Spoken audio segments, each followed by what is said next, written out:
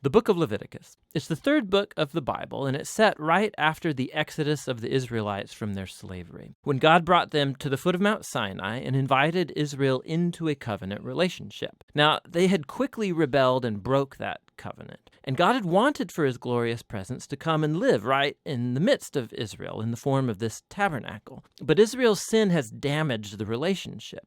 So, at the end of the previous book, Exodus, Moses, as Israel's representative, could not even enter God's presence in the tent. The book of Leviticus opens by reminding us of this fundamental problem. It says, "The Lord called to Moses from the tent." So the question is, how can Israel, in their sin and selfishness, be reconciled to this holy God?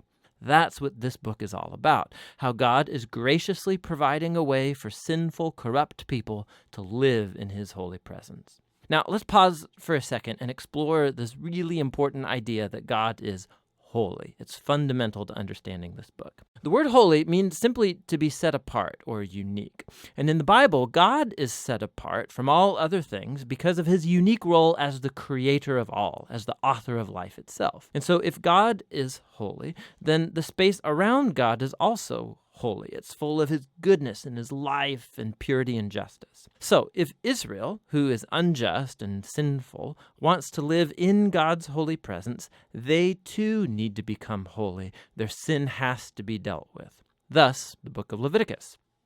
Now, the book has a really amazing symmetrical design. It explores the three main ways that God helps Israel to live in his presence. The outer sections are descriptions of the rituals Israel was to practice in God's holy presence. The next inner sections focus on the role of Israel's priests as mediators between God and Israel.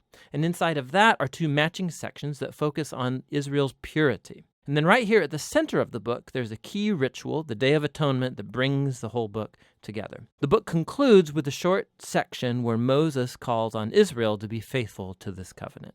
Let's dive into the book. The first section explores the 5 main types of ritual sacrifices that Israel was to perform.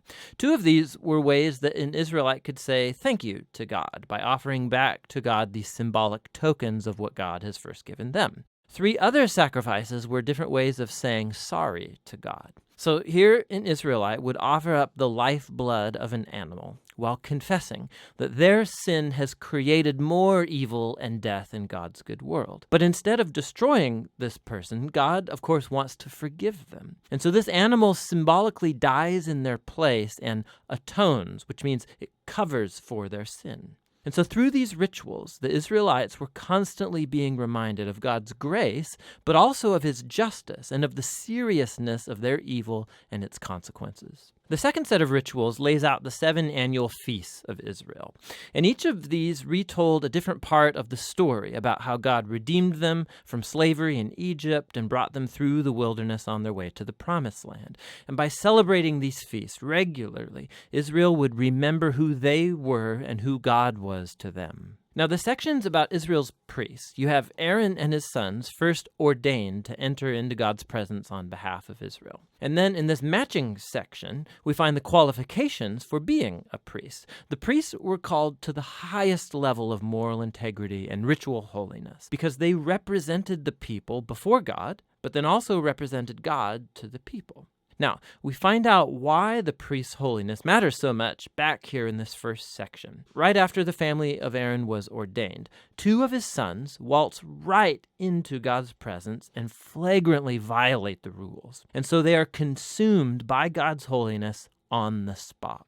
It's a haunting reminder of the paradox of living in God's holy presence, because it's pure goodness, but it becomes dangerous to those who rebel and insult God's holiness. And so it's important that Israel's priests become holy, and also that all of the people of Israel become holy, which is what the next inner sections are all about. Chapters 11 through 15 are about the ritual purity required of all the Israelites, and chapters 18 through 20 are about the moral purity of the people. Here's what's underneath all of this purity and impurity language. Because God is holy and he's set apart, the Israelites need to be in a state of holiness themselves when they enter into his presence. This was called being clean or pure. God's presence was off limits to anybody who was not in a holy state, and this was called being unclean or impure. Now, an Israelite could become impure in just a few ways.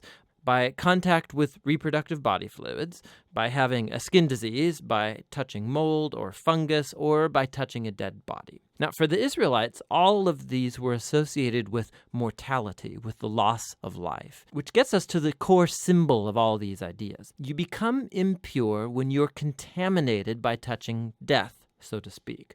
And death is the opposite of God's holiness because God's essence is life. Now, this is really key. Simply being impure was not sinful or wrong. Touching these kinds of things was a normal part of everyday life. And impurity was a temporary state. It just lasted a week or two, and then it's over. What was wrong or sinful was to waltz into God's presence carrying these symbols of death and impurity on my body. Don't do that. Now, the last way of becoming impure was by eating certain animals, and the kosher food laws are found right here in this section. Now, there have been lots of theories about why certain animals were considered impure and off limits. To promote hygiene or to avoid cultural taboos, the text just isn't explicit. But the basic point of all of these chapters is really clear. Altogether, these work as an elaborate set of cultural symbols that reminds Israel that God's holiness was to affect all areas of their lives. This corresponding section over here is about Israel's moral purity. The Israelites were called to live differently than the Canaanites. They were to care for the poor instead of overlooking them. They were to have a high level of sexual integrity, and they were to promote justice throughout their entire land. Now, here at the center of the book, we find a long description of one of Israel's annual feasts, the Day of Atonement. Odds are that not every Israelite's sin and rebellion would be covered through the individual sacrifices. And so once a year, the high priest would take 2 goats. One of these would become a purification offering and atone for the sins of the people. And the other was called the scapegoat. The priest would confess the sins of Israel and symbolically place them on this goat, and then it would be cast out into the wilderness. Again, this is a very powerful image of God's desire to remove sin and its consequences from his people so that God can live with them in peace. The book concludes with Moses calling Israel to be faithful to all of the terms of the covenant. And he describes the blessings of peace and abundance that will result if Israel obeys all of these laws. He also warns them that if they're unfaithful and dishonor God's holiness, it will result in disaster and ultimately exile from the land promised to Abraham. Now, if you want to see how Leviticus fits into the big storyline, it's helpful to look at the first sentence of the next book of the Bible, Numbers. It begins, "The Lord spoke to Moses in the tent." So we can see that Moses is now able to enter God's presence on behalf of Israel. The book of Leviticus, it worked.